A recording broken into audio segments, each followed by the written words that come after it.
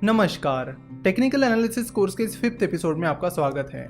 Last episode में हमने कुछ अलग अलग पैटर्न्स के बारे में बात की थी और इस 5th एपिसोड के साथ हम अब अलग अलग पैटर्न्स को डिटेल में समझेंगे।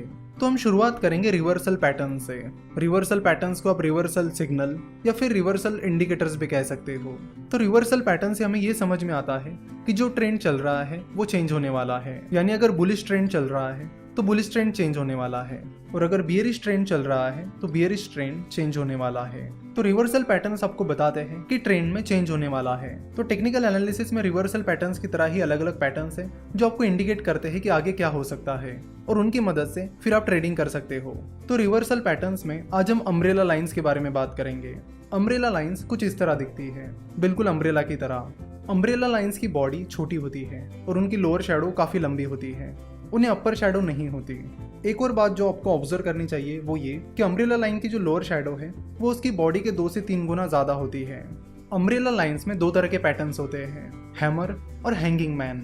अगर कोई अम्ब्रेला लाइन डाउन ट्रेंड के दौरान आती है तो उसे हैमर कहते हैं और अगर कोई अम्ब्रेला लाइन अप ट्रेंड के दौरान आती है तो उसे हैंगिंग मैन कहते हैं। अम्ब्रेला लाइंस की खास बात यह है कि इनमें कलर मैटर नहीं करता कि वो ग्रीन कैंडल है या रेड कैंडल है। इसमें मेनली ये मैटर करता है कि वो अम्ब्रेला लाइन किस ट्रेंड के दौरान आई है। चलो तो शुरुआत करते हैं हैमर से और हैमर को डिटेल में समझते हैं। तो हैमर को आपको कैसे ढूंढना है? हैमर ढूंढने के 3-4 तरीके हैं। पहला है कि उस कैंडल की जो बॉडी है वो छोटी होनी चाहिए, उस कैंडल की जो अपर शैडो है वो नहीं होनी चाहिए या नहीं के बराबर होनी चाहिए। थर्ड थिंग है कि उस कैंडल की जो लोअर शैडो है वो उसकी बॉडी के 2 से 3 गुना ज्यादा लंबी होनी चाहिए और फोर्थ, वो कैंडल डाउन ट्रेंड में आनी चाहिए। अगर ये सारी कंडीशंस मिल जाती है तो उसे हम हैमर कहेंगे।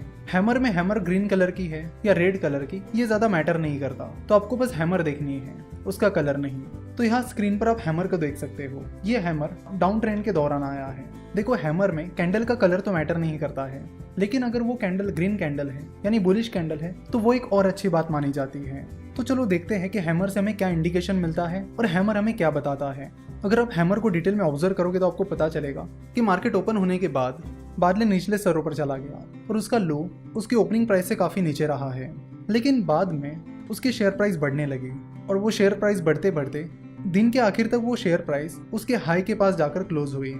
यानी इवन दो शेयर की प्राइस काफी निचले स्तरों पर चली गई थी, उसके बाद शेयर की प्राइस फिर से ऊपर आई और दिन के हाई के पास जाकर क्लोज हुई। तो इसका मतलब ये होता है कि बुल्स ने फिर से एंट्री की है। यानी अच्छी खासी शेयर प्राइस गिरने के बाद और अपने दिन के लो को टच करने के बाद बुल्स ने एंट्री की है और फिर जाके शेयर की प्राइस बढ़ते बढ़ते दिन की हाई प्राइस के पास जाकर क्लोज हुई है। जैसे कि आप देख रहे हो कि इस हैमर से पहले मार्केट लगातार गिर रहा था और फिर अचानक से हैमर के दिन बुल्स ने मार्केट में एंट्री की है और इस बियर मार्केट में बुल के आने से ये माना जाता है कि मार्केट में चेंज हो सकता है।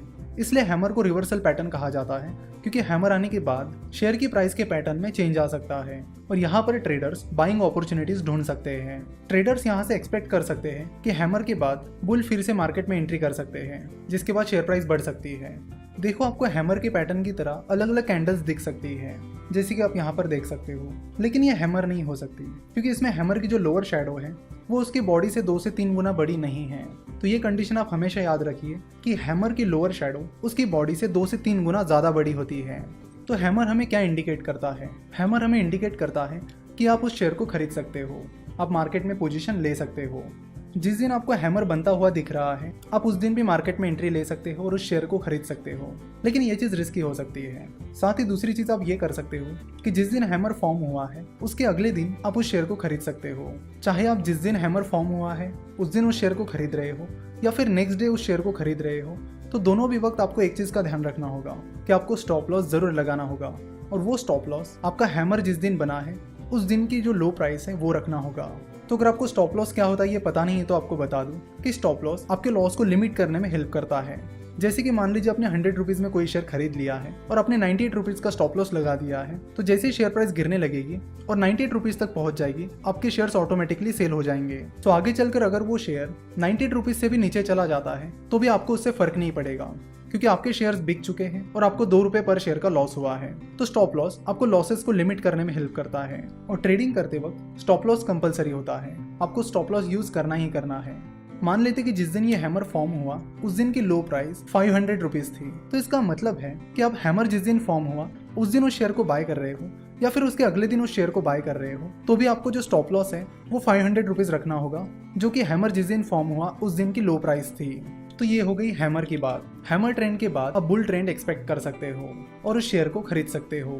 देखो, कैंडलस्टिक के जो अलग अलग इंडिकेटर्स हैं वो हमें अलग अलग चीजें इंडिकेट करते हैं। तो जैसे आप धीरे धीरे सारे पैटर्न सीख जाओगे और मार्केट में ट्रेड करोगे, तो आपको अपना भी कुछ एक्सपीरियंस आएगा, जिसको यूज करके आप कैंडल्स को अपने हिसाब से भी यूज कर सकते हो।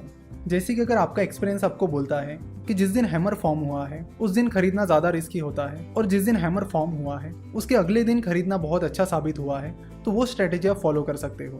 तो ये सारी चीज़ें धीरे धीरे एक्सपीरियंस के बाद आपको पता चलेगी। अब हैंगिंग मैन की बात करते हैं। हैंगिंग मैन अब ट्रेंड के दौरान आता है। दिखने में हैंगिंग मैन हैमर की तरह ही होता है, और हैंगिंग मैन में भी उस कैंडल का कलर कौन सा है ये मैटर नहीं करता। अगर आप सोच रहे हो कि हैंगिंग मैन और हैमर में कैंडल का कलर मैटर क्यों नहीं करता है, तो उसका जवाब है कि हैंगिंग मैन और हैमर, इनकी जो बॉडी होती है वो बहुत छोटी होती है।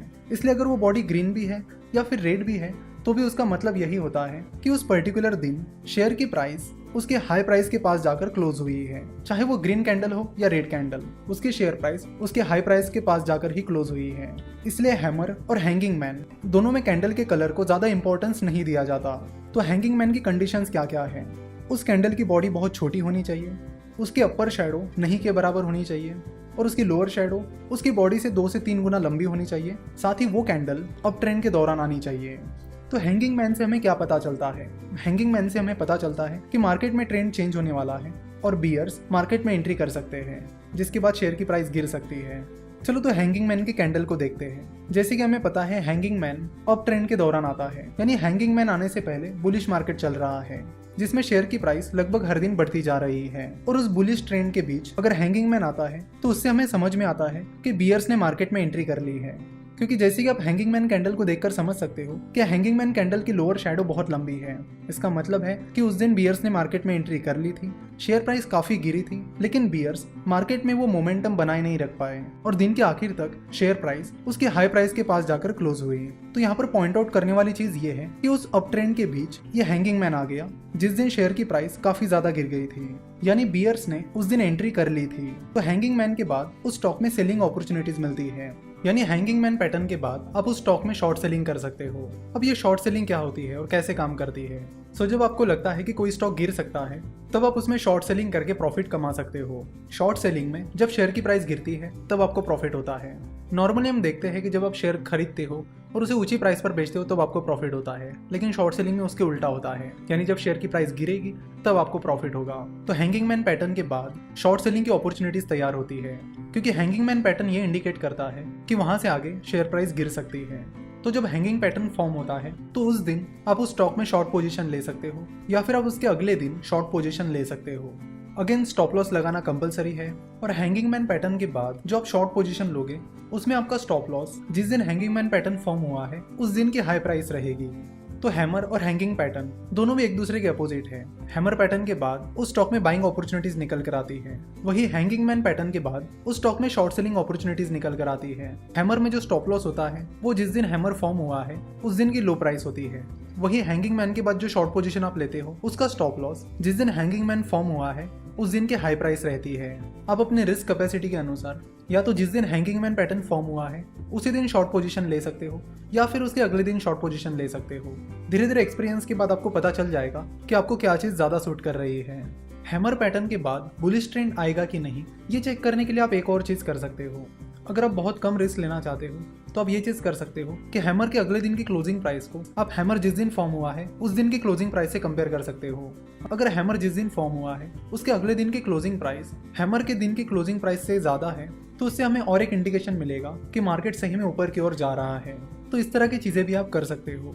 सिमिलरली आप हैंगिंग मैन पैटर्न के दिन और हैंगिंग मैन पैटर्न के अगले दिन की क्लोजिंग प्राइस को कंपेयर कर सकते हो। अगर हैंगिंग मैन जिस दिन फॉर्म हुआ है उसके अगले दिन की क्लोजिंग प्राइस जिस दिन हैंगिंग मैन फॉर्म हुआ है उस दिन की क्लोजिंग प्राइस से कम है, तो उससे आप पता कर सकते हो कि बेयरिश ट्रेंड सही में शुरू हो रहा है। तो इस तरह के कंफर्मेशन कॉल्स भी आप ले सकते हो। आशा करता हूँ कि आपको हैमर और हैंगिंग मैन ये दोनों भी पैटर्न अच्छे से समझ में आए होंगे। तो आपको पता चल गया होगा कि हैमर और हैंगिंग मैन पैटर्न को कैसे इस्तेमाल किया जाता है, वो क्या इंडिकेट करते हैं, और उन पैटर्न्स के बाद हमें कौन सी पोजीशन मार्केट में लेनी चाहिए। नेक्स्ट एपिसोड में हम ऐसे ही और पैटर्न्स के बारे में बात करेंगे जिनसे आपको अलग अलग इंडिकेशंस मिलेंगे और मार्केट में पोजीशन लेने की अपॉर्चुनिटीज मिलेगी। आशा करता हूँ कि आपको आज का ये एपिसोड पसंद आया होगा। हमसे जुड़े रहने के लिए आप हमें फेसबुक, ट्विटर और इंस्टाग्राम पर फॉलो कर सकते हो।